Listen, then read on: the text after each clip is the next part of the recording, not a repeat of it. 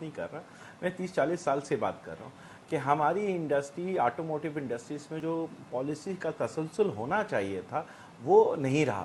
ہر government میں آنے کے بعد گورنمنٹ کے اوپر ایک عام رائے کی جو پریشر ہوتا ہے کہ ہم کھول دیں یوز گاڑی، ہم دوسری چیزیں.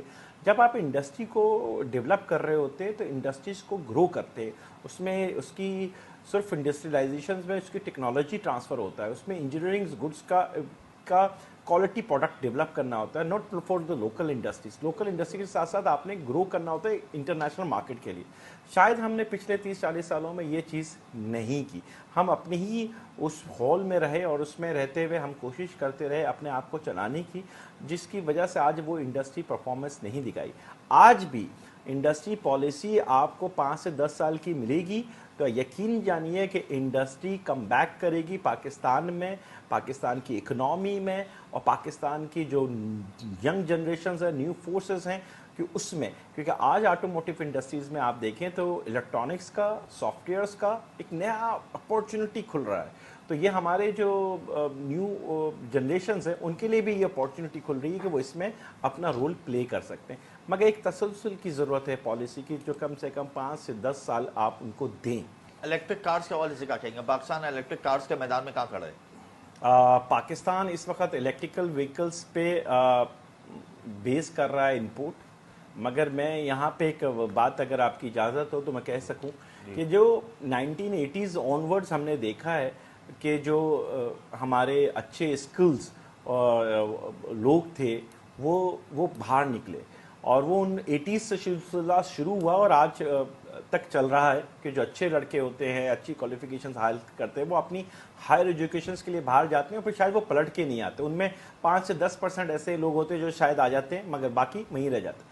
یہ جو بہت بڑی اپورچونٹی ہے اگر ہم ان کو یوز کریں. آج وہ لوگ بڑی بڑی ملٹی نیشنل کمپنیز میں ہیں، وہاں کی اپنی پوزیشنز پہ آ گئے، اب وہ ریٹائرمنٹ کی طرف جا رہے ہیں. تو وہ لوگوں کو اگر ہم یوز کریں اور ایک R&D بنائیں انٹرنیشنل لیولز پہ کہ وہ ریسرچ اینڈ ڈیولپمنٹ کریں، چاہے وہ آٹوموٹیو انڈسٹریز ہو یا دوسرے سیکٹرز ہوں ان پہ، تو وہ پرفارمنس دے گی. وہ R&D جو ہم نے پاکستان میں نہیں کر پائے کیونکہ ہمارے پاس بجٹ نہیں ہوتا، ہمارے پاس ریسورسز نہیں ہوتی. اس وقت ایک اسکل مین پاورز جو کہ ہائیلی کوالیفائڈ جو لوگ ہیں ہمارے سینئرز، وہ ہمارے ملک سے باہر ہیں، جن میں امریکہ ہو، کینیڈا ہو، یورپ ہو، یہ ان میں. اور جو فار ایسٹ کا علاقہ ہے وہاں پہ آپ کے پاس بلو کالرز آپ کو بہت ملتے ہیں. مگر یہ جو فورسز موجود ہیں جو انٹرنیشنل لیولز میں اپنی پرفارمنس انہوں نے کوالٹی اور انجینئرنگ میں پرفارمنس دیا ہے، ان کو ہم گیدر کریں. یہ اپورچونٹی ہے جس میں ہم اپنی لوکل پروڈکٹ ڈیزائن بھی کرا سکتے ہیں، ڈیولپ بھی کرا سکتے ہیں. کیسے گیدر کریں گے؟ وہ تو مایوس ہو کے یہاں سے گئے ہیں. نہیں، مایوس ہو کے نہیں گئے. دیکھیں وہ بہت سے لوگ تو مایوس ہو کے گئے ہیں کیونکہ پاکستان سے صلاحیت کو نہیں ہم نے استعمال کیا تو مایوس ہو گئے وہ.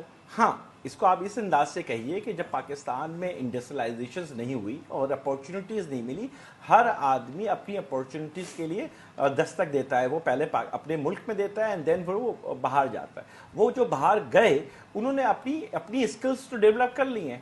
آپ اگر ان کو ایک گیدر کر کے گروپ بنا لیں اور گروپ بنا کے ایک سیکٹر آئیڈینٹیفائی، چاہے وہ فارماسیوٹیکل ہو، چاہے وہ آٹوموٹیو ہو، چاہے وہ کنسٹرکشن انڈسٹریز ہو، ان میں ان کے ایکسپیرینس ہے، اس ایکسپیرینس کو آپ کسی طریقے سے اگنور نہیں کر سکتے. اس ایکسپیرینس کو گین کریں. جو ہم کہتے ہیں نا کہ لوکلائزیشن کا فارمولا بتا رہی ہیں. سوری، یہ آپ لوکلائزیشن کا فارمولا بنا رہے ہیں. یہ میں ریسرچ اینڈ ڈیولپمنٹ کا، انجینئرنگ ڈیزائننگ ہاؤس کا، میں آگے کا فیوچر بتا رہا ہوں کہ ہم ان کو یوٹیلائز کر کے اس اسکلز کو ہم اپنے پاکستان کے لیے ملٹی کمپنیز کو ہوتے ہوئے ہم لوگ کر سکیں گے. یہ کیوں نہیں کر سکتے؟ یہ تو آپ کا اپنا ہے نا. جیسا بھی آپ نے کہا کہ ای وی میں ہم کیا کام کر پا رہے، ای وی تو ہم امپورٹ کر پا رہے ہیں نا، اسمبل کریں گے، دے دیں گے. وائی ناٹ کہ یار ہم ان لوگوں کو یوز کر کے ہم اپنا ڈیزائن ہاؤس کر کے اور پاکستان میں یہ ڈیزائننگ کریں. ڈیزائننگ ہاؤس میں آپ کی انویسٹمنٹ ہے.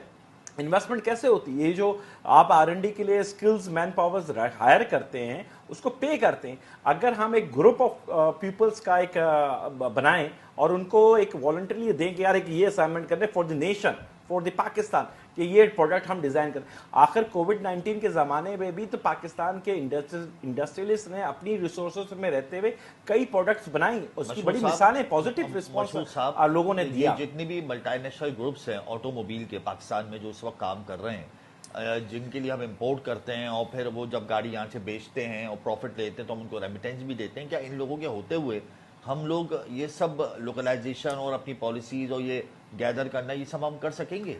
دیکھیں، ایک ایریا ہے کہ جہاں آپ ملٹی نیشنل کمپنی کے ساتھ یہاں پہ پلانٹس لگاتے ہیں اور ان کو ڈیولپ کر رہے ہیں، یہ میں ان کی بات نہیں کر رہا، ان کی R&D اپنی ہونی چاہیے۔ جتنی ملٹی نیشنل کمپنیز ہیں ان کو گورنمنٹ کو ایمفسائز کرنا چاہیے کہ یہ ڈیزائننگ ہاؤس پاکستان میں کھولیں۔ ایک اب لو سیگمنٹ میں کھولنے یا ہائی والیوم پہ چلے جائیں، بڑی کار میں چلے جائیں یا اسمال سیگمنٹ میں چلے جائیں۔